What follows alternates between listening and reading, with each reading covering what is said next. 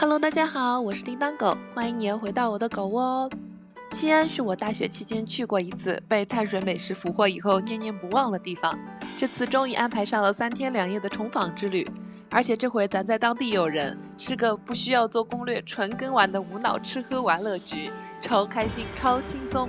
叮当狗不仅在回民街等等地方酷炫了本地人认证的美食，还逛了考古博物馆、长安12时辰、大唐芙蓉园这些网红景点。让我们赶紧开启这段碳水之都的快乐之旅吧。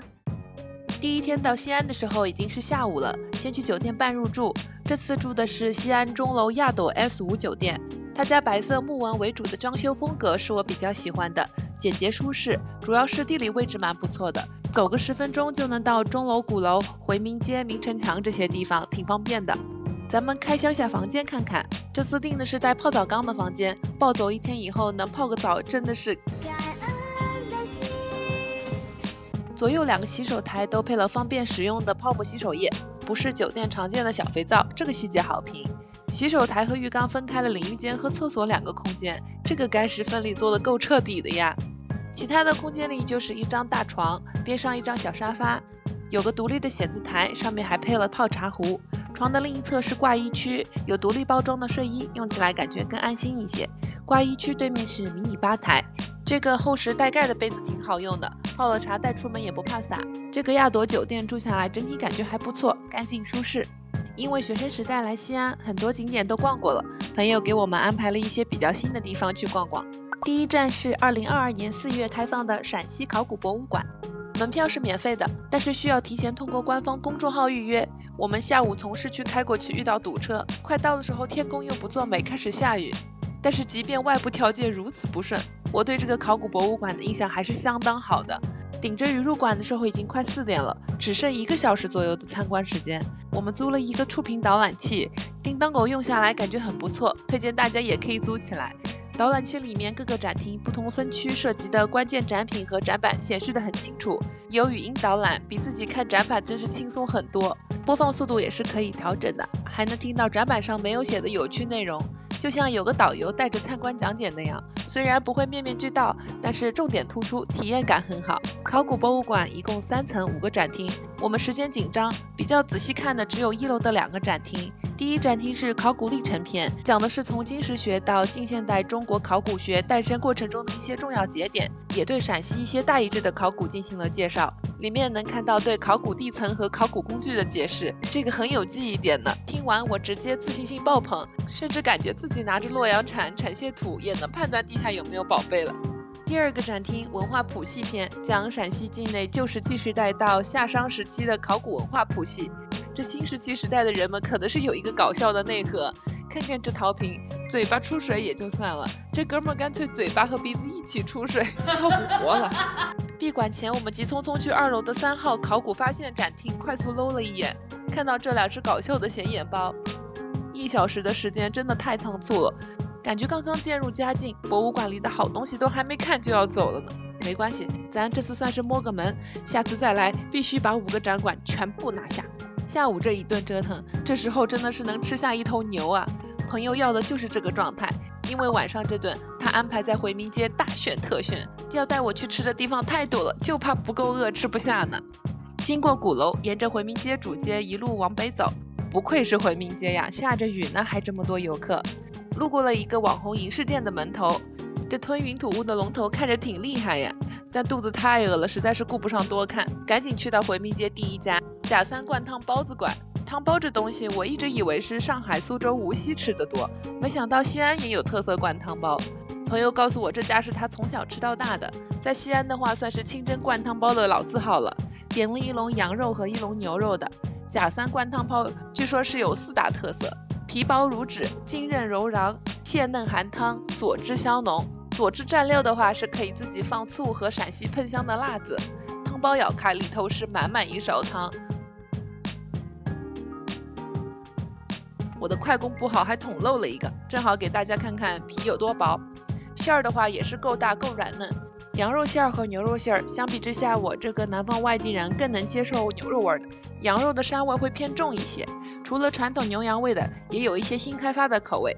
这个紫色皮的就是藤椒大虾，吃起来主要是麻不辣，馅里面是一只大虾，吃下来感觉汤汁会比传统牛羊肉的少一些，有点酸菜鱼的调味。我个人还是最喜欢吃牛肉馅的。除了灌汤包，我们还点了2碗粥，1碗八宝粥，里面料超多的。我盛了一些，有葡萄干、红枣、山楂、银耳、花生。很特别的是里面有芝麻，粥里面放芝麻的我是头一回见。甜甜的，微微带一点酸，还挺不错的。这碗山楂玉米粥相比之下就稀一点，料也少一些，主要是山楂、玉米、枸杞，比八宝粥的酸味更浓。我还是喜欢料超多的那碗八宝粥。朋友太给力了，等汤包的功夫还买来了花奶奶酸梅汤，熬出来的酸梅汤就是会更浓一些，而且还偏酸一丢丢。酸梅汤开胃消食，喝了之后可以在回民街甩开膀子多干几顿了。出汤包馆原计划是去吃羊肉泡馍，没走2步就遇到拦路虎了。在家宝甜食这里来了份糯米粽子和凉糕的双拼。多少钱？10块钱。10块钱。我还是用现弄的。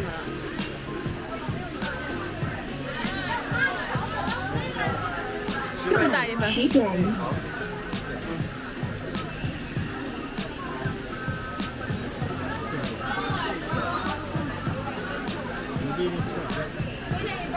块一份。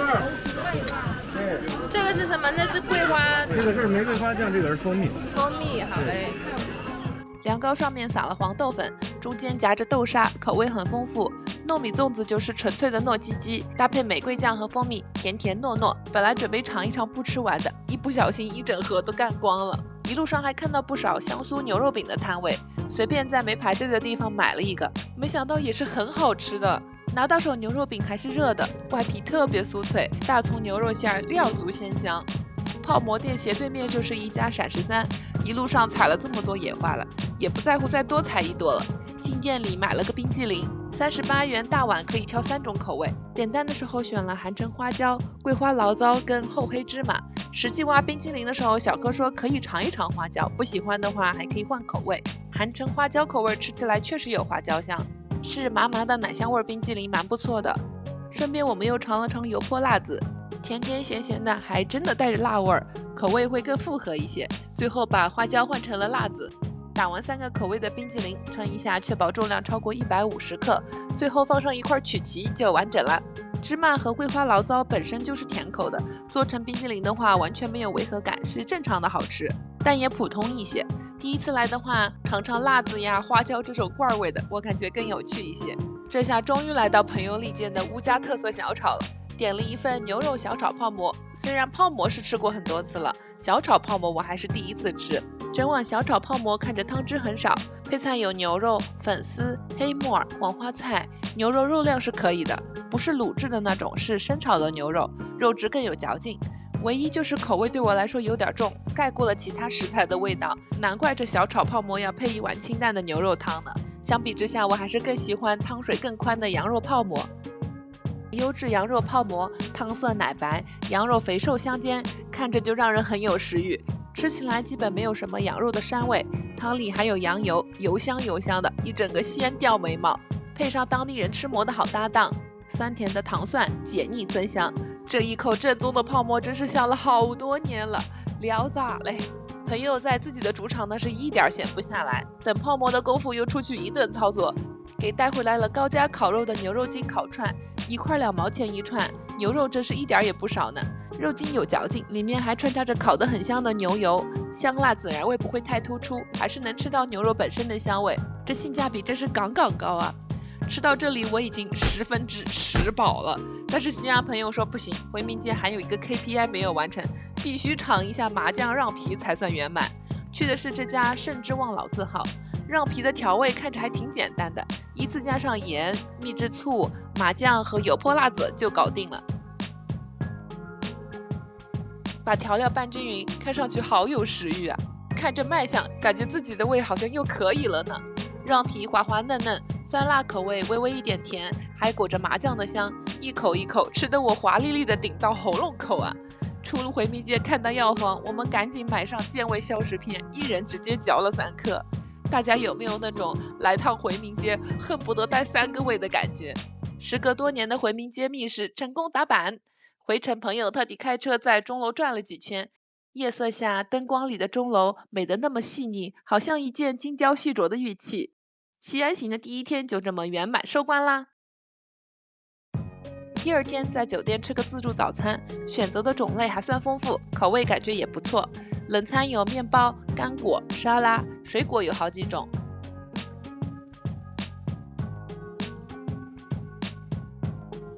凉菜荤素都有，热菜的话会更丰富一些，炒面、炒菜、培根、香肠啥的都是基本操作了，也有些中式面点。饮料居然看到了陕西特色的冰峰，主食还可以请工作人员现煮各种面条，也有粥类可以配油条、咸鸭蛋、茶叶蛋之类的。最惊喜的是可以自制豆腐脑吃，很不错呢。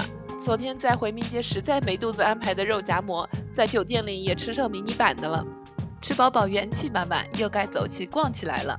准备先去2022年4月开业的网红打卡地长安12时辰主题街区。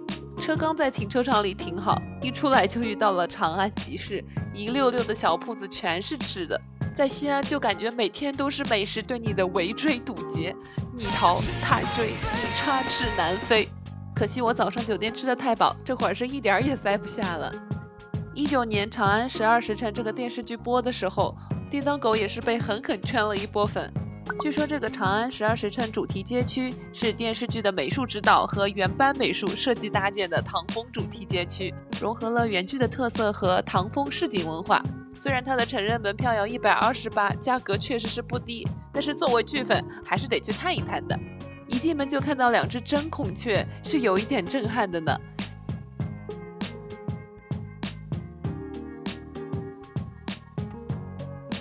整个主题街区一共3层，里头有各种仿唐的建筑空间，以及跟电视剧相关的装置，配合着灯光，感觉大唐的雍容扑面而来。而且里面的工作人员都是唐朝人的打扮，更能够增加沉浸感。比较特别的是，场馆里面从早上10点半到晚上10点半期间，在不同的地方都能看到各种各样的表演。叮当狗看了几个，有跟长安12时辰电视剧内容相关的情景演出。放开我！我是为靖安死死仇，我不能眼睁睁看着我的人被贼人杀干净。强令本彦图，安西张延元住口！他们都是大唐之忠良，不该死于你手。你到底是什么人？靖安死，不可无人知道。崔琦在，吕本在，吕本在，长安在。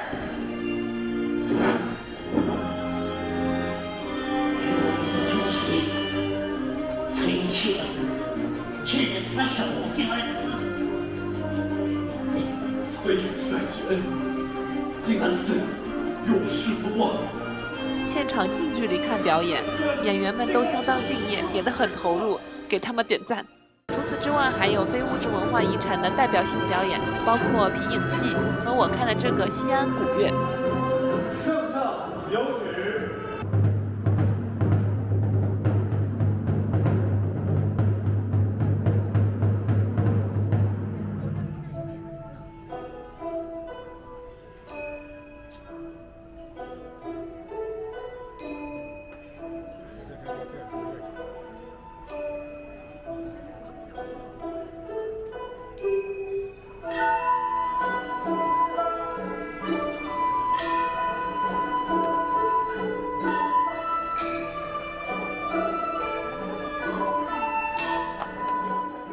后来在踏歌台上看的这个大唐乐舞，效果也是相当可以的。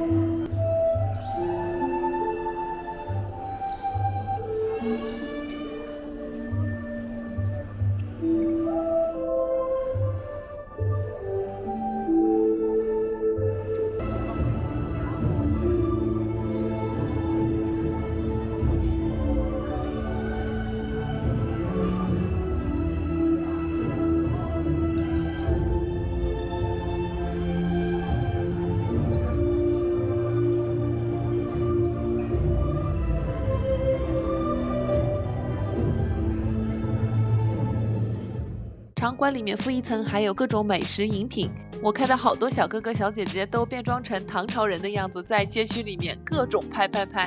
玩下来，总的来说，长安12时辰街区这种沉浸式的体验还是挺新奇特别的。